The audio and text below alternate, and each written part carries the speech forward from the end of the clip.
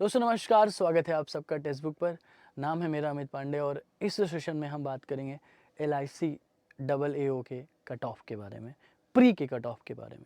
सीधा कंपेयर हम करेंगे 2019 से, फिर देखेंगे 2019 और 2023 का लेवल कैसा था पेपर का, और फिर देखेंगे कि क्योंकि 2 दिन एग्ज़ाम हुआ है तो क्या उन दोनों दिनों में कोई डिफरेंस था।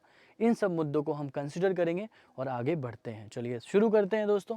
2019 में पोजीशन जो थी, मतलब वैकेंसी जो थी वो 350 थी। 2023 में 300 है। और हमें पता है कि candidates equal to 20 times of number of vacancies in each category subject to availability will be shortlisted for mains examination। तो अगर मैं बोलूं कि 350 इंटू 20 तो 2019 में 7000 लोग सेलेक्ट हुए थे, तो 2020-23 में 6000 लोग सेलेक्ट होंगे मेंस एग्जाम के लिए। मतलब सिर्फ 6000 लोगों को लिया जाएगा और बहुत अच्छे खासे एस्पिरेंट्स ने ये एग्ज़ाम के लिए फॉर्म भरा हुआ है, मेहनत करी हुई है। तो चलिए देखिए शुरू करते हैं। अगर मैं बात करूं तो ये तो अभी भी सेम ही था भैया। 18 कट ऑफ थी, 36 नंबर, ये तो सेम ही था पूरा गेम। 18 यहाँ, 18 यहाँ, मतलब अगर मैं बात करूं रीजनिंग में, मैथ्स में 18, और 2023 में भी same to same cut off रहेगी। सेक्शनल वाली तो मैं बोल देता हूँ कि सब कुछ सेम है, सेक्शनल कट ऑफ में कोई हेरा फेरी नहीं है। अब जो ओवरऑल कट ऑफ बनी ये 58 बनी, जो आउट ऑफ 70 बनी हुई है। इस अंग्रेजी के नंबर को, अंग्रेजी के सेक्शन जो 30 नंबर का हुआ है उसको कंसीडर ना करके 58 मार्क्स अगर आपके आए थे, किसी के भी जिस भी एस्पिरेंट के आए थे, वो सेलेक्ट था 2019 में मेंस एग्जाम के लिए। चलिए थोड़ा सा आगे बढ़ते हैं। तो फिर अभी क्या इतना हम एक्सपेक्ट कर सकते हैं? अब अगला सवाल क्या, कट ऑफ जैसे देखोगे तो इस रेंज में गई है कट ऑफ।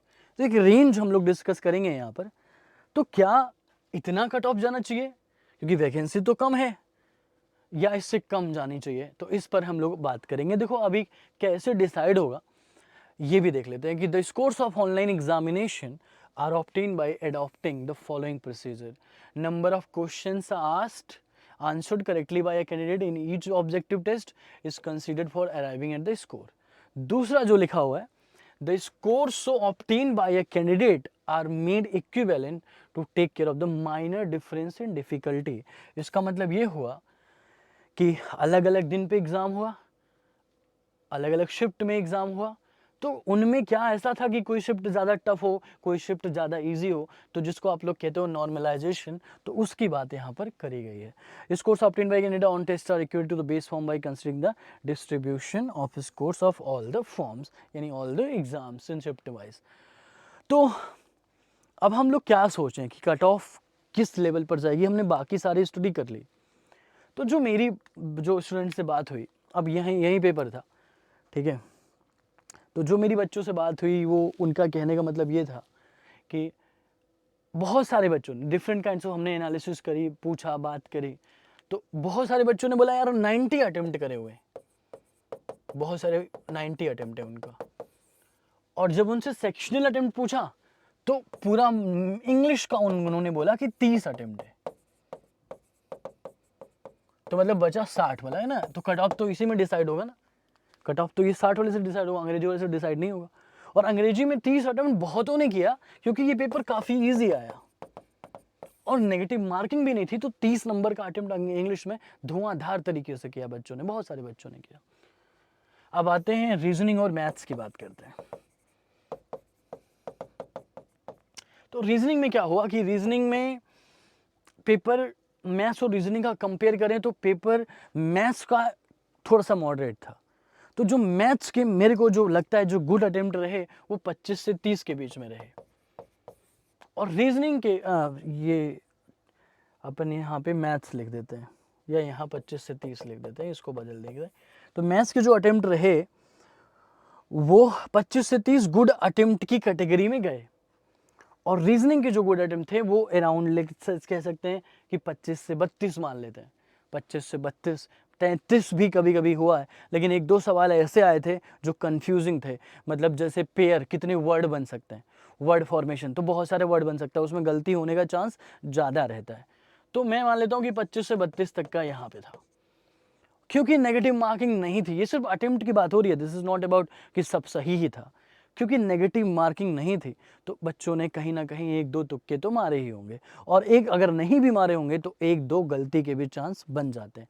तो जो मेरे को लगता है जब हम पूरा 2019 से अभी का कंपेयर हम पूरा कर लें तो मेरे को एक बात समझ में आती है कि 25 नंबर अगर हम मैथ्स में आपने बहुत अच्छे से किया है और 25 नंबर आप स्कोर करते हो और रीजनिंग में आप 30 के राउंड लेकर जाते हो तो आपके 55 नंबर बनते हैं, और अगर एक दो गलत हुआ तो उससे थोड़ा सा कम हो जाता है। तो मेरा जो मानना है कि जो कट ऑफ का रेंज आपका होगा, जो आपकी कट ऑफ जाने वाली है वो जाएगी, मुझे जो लगता है दैट इज अराउंड 49 टू 56, इस रेंज की कट ऑफ होगी। क्योंकि पेपर मैथ्स वाला मॉडरेट था, अलग पेपर था, थोड़ा सा टिपिकल लेके था। हालांकि वैकेंसीज कम है, बाकी सब है, लेकिन हाँ कट ऑफ का रेंज यही होना चाहिए। और अगर आपने लेट्स से अगर आपने देखो थोड़े दिन में तो पता चल जाएगा कैसे क्या होने वाला है, आपको एग्जैक्ट इन्फॉर्मेशन मिल जाएगी। बट अगर आपने फिर भी मैं आपको बोलता हूँ अगर आपने 50 सवाल अटेम्प्ट किए ना बढ़िया से बिल्कुल मैथ्स और रीजनिंग में, तो आप उम्मीद मत छोड़िए, आपके चांस हैं सेलेक्ट होने का। क्योंकि पेपर उसी हिसाब से था, थोड़ा सा मॉडरेट लेवल पे था पेपर मैथ्स वाले सेक्शन में। ये पता चल जाएगा थोड़े दिनों में, बट अभी के लिए मैं यही बोलता हूँ कि आप अपनी प्रिपरेशन स्टार्ट करते रहो, मेहनत करते रहो, क्योंकि मेंस भी आपका लगने ही वाला है, तो इसमें ज़्यादा परेशान नहीं हुई है। और अगर ये वाला नहीं तो अगला तो मेंस देना ही है। और बिल्कुल मतलब मेरे कहने का मतलब यही है कि आप ना maximum use of your resources, and time is a resource, तो उसका आप मैक्सिमम यूज़ करिए। बाकी कोई दिक्कत हो, कोई प्रॉब्लम हो तो ज़रूर इस टेलीग्राम ग्रुप को ज्वाइन करिएगा, और अगर कोई प्रॉब्लम हो, कोई समस्या हो तो ज़रूर बात करिए। बाकी अपना ध्यान रखिए, खुश रहिए, मेहनत से पढ़िए। Thanks for being here, thanks for watching. मिलते हैं फिर अगली क्लास में, तब तक के लिए take care, thank you, bye bye.